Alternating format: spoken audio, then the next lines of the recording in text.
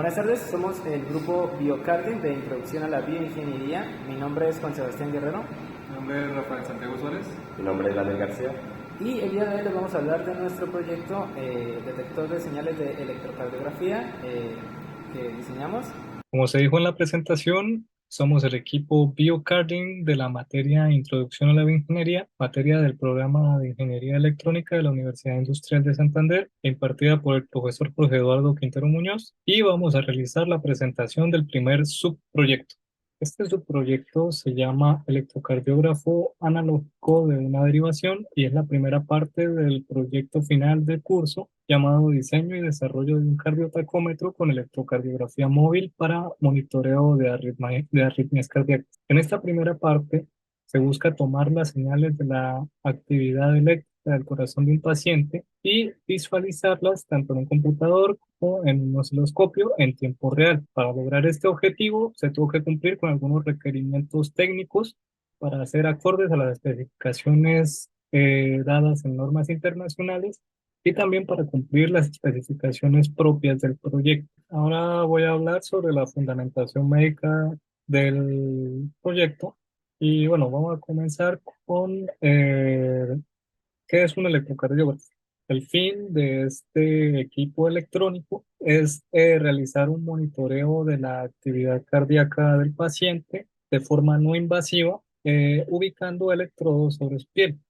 Para realizar un estudio completo de electrocardiografía se necesitan 12 derivaciones o señales y para ello se necesitan varios electrodos como se ve en la imagen de la izquierda. Pero para nuestro caso solamente se va a tomar una derivación, por lo que solamente se van a necesitar ubicar 3 electrodos en el paciente, uno en cada brazo y uno en la pierna derecha. Ya que en ocasiones no es práctico realizar la conexión directamente en la extremidad, o incluso no es posible, ya que la persona puede tener la extremidad amputada. Los electrodos pueden ser ubicados en la región entre los hombros y el pecho, y el electrodo de la pierna derecha puede ser ubicado en la región abdominal, debajo de las costillas, así como se ve en la imagen de la derecha.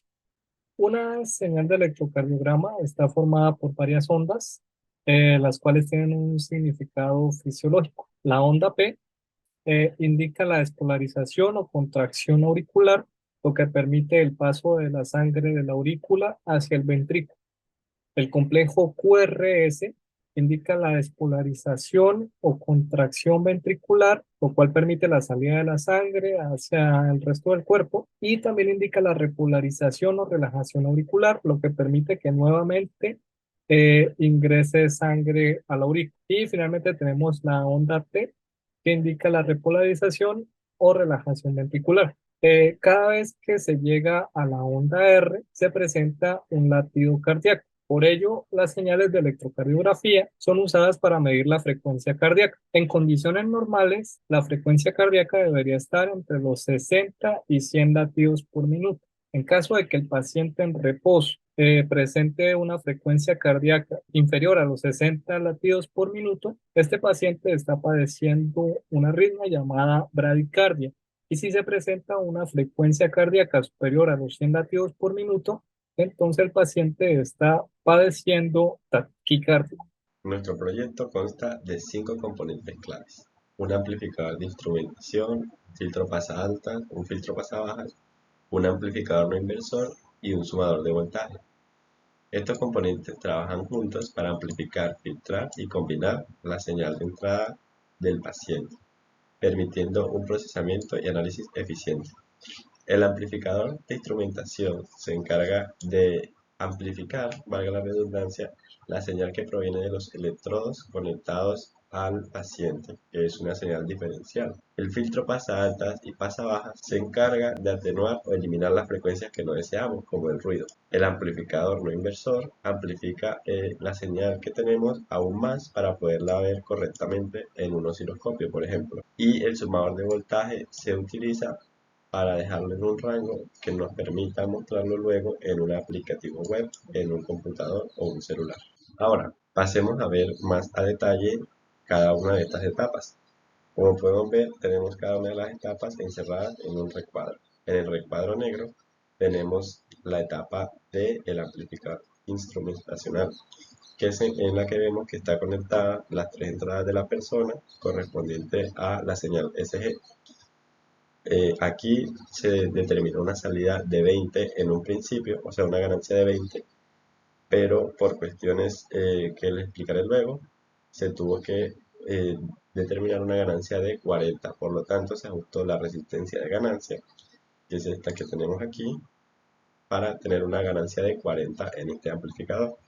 Luego tenemos un filtro pasa altas que por cuestiones de diseño, como lo vemos aquí, tenemos los requerimientos, entonces lo diseñamos de tal manera que este tuviera una frecuencia de corte en 0,5 Hz. Para esto utilizamos un diseñador de filtros y nos dio estos valores que podemos ver aquí para poder tener esa frecuencia de corte. Lo mismo en el filtro pasa baja, solamente que aquí la frecuencia está ubicada en 40 Hz. Y luego tenemos el amplificador no inversor, que simplemente es un divisor de voltaje aquí para arreglar la ganancia, y utilizamos una ganancia de 50. Entonces ubicamos las resistencias necesarias para esta ganancia y pasamos a nuestro sumador de voltaje, en el cual tuvimos que aumentar la ganancia de nuestro amplificador instrumentacional el doble, porque este tiene una ganancia de 0,5, es decir que nos divide nuestra señal a la mitad. Por lo tanto, tuvimos que subir la ganancia anterior, y con esto cumplimos todos los requerimientos de diseño que se nos indicaron para la medición de las señales. Y luego tenemos el diseño de nuestra PCB, que como podemos ver utilizamos dos capas y ubicamos los componentes de tal manera que se facilite su conexión. Utilizamos la capa de arriba como plano de tierra y la capa de abajo tenemos un plano de positivo y un plano de negativo. Bien, ahora vamos con la programación del software. De manera bastante general, están los tres módulos. Primero, el electrocardiógrafo, que entrega una señal analógica al Arduino, y luego el Arduino, que le entrega una señal digital al computador por serial. El Arduino tuvo que ser programado previamente con un programa escrito en C++, y en el computador se usó Python para la parte de visualización. Ahora vamos a entrar de manera más específica en cada uno. La programación del Arduino recibe una señal de 0 a 5.5 volts. Lo lee el analog read, que es un convertidor analógico digital que lo convierte a 10 bits, lo cual nos da de 0 a 1023. Luego, como lo que queremos es la señal pues escalada de 0 a 5.5, lo que hicimos fue un reescalado, y finalmente ya se hizo el envío de datos al computador usando el serial print. Una vez llegamos al computador, el Arduino está constantemente enviando datos. ¿Pero qué pasa? Pues aquí hay dos procesos ocurriendo en simultáneo.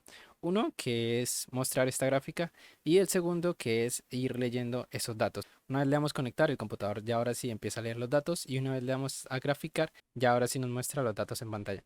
Nos acercamos a esta parte, pues vamos a ver datos importantes como que el baud rate es de 9600, que tiene que ser el mismo con el que se configuró el Arduino, y pues el timeout para desconectarse es de 0.5. Y aquí en leer datos, lo importante es cómo se leen los datos. Se decodifican y luego se pasa a una trama de datos llamada set. Y por la parte de abajo, pues se crean los botones con una librería que se llama Tkinter. Conectar, desconectar y graficar. Aquí nos vamos a enfocar en conectar, que activa el recibimiento de datos, y graficar, que nos permite ya ver la gráfica. Bien, ahora la prueba experimental. Se realizó en dos fases: el prototipo de protoboard, que fue donde montamos todo, y aquí fue donde básicamente se hizo todo el diseño, y se fueron cambiando componentes, ganancias y filtros hasta obtener la señal deseada. Una vez ya definidos estos valores, pues pasamos a la fase 2, donde ya hicimos la PCB. Esta se soldó y se montó y se probó en laboratorio, pero pues como podemos ver, lastimosamente no podemos ver la señal como nos gustaría. Como esto es un proyecto que tiene continuidad con la parte 2 y parte 3, pues seguiremos trabajando en mejorar esto hasta que se vea bien la salida. Conclusiones experimentales: una, que los amplificadores e instrumentación son bastante buenos para tomar señales diferenciales bastante pequeñas. Además, por lo mismo que son tan pequeñas, hay que tener protecciones contra ruido, hay que ser bastante cuidadoso con lo que hay cerca del prototipo. Otra conclusión, más que todo de diseño, es que la PCB debe tener las pistas por una cara y lo que son los componentes tienen que estar por el otro, porque si no se sufre bastante al intentar soldar por el mismo lado que está el componente, porque podemos dañar el componente. Y finalmente, que el circuito de protección nos permitió reducir bastante el ruido que estábamos teniendo a la entrada en la parte del prototipo en protoboard. Bueno, el desarrollo de este proyecto ha sido una experiencia enriquecedora que ha contribuido significativamente a nuestra formación profesional como ingenieros electrónicos, ya que a través de este proyecto hemos podido aplicar conocimientos de diversas áreas de la ingeniería electrónica, como los circuitos electrónicos, los sistemas de medición, el diseño de PCBs, programación, señales y comunicaciones, entre muchas cosas que hemos estado juntando, por decirlo de una manera, para poder crear y sacar adelante este proyecto. También la resolución de problemas que ha mejorado mucho en nosotros, porque a lo largo del proyecto nos enfrentamos a diversos desafíos técnicos y problemas que tuvimos que resolver, ser creativos y cambiar las cosas hasta que nos diera un resultado correcto. El trabajo en equipo también es una de las habilidades más importantes que nos puede generar la realización de este tipo de proyectos, porque al fin y al cabo en el mundo laboral uno no está trabajando solo, uno siempre tiene un equipo con el que tiene que colaborar y hacer y compartir conocimiento y experiencias. Estas son las referencias. Muchas gracias.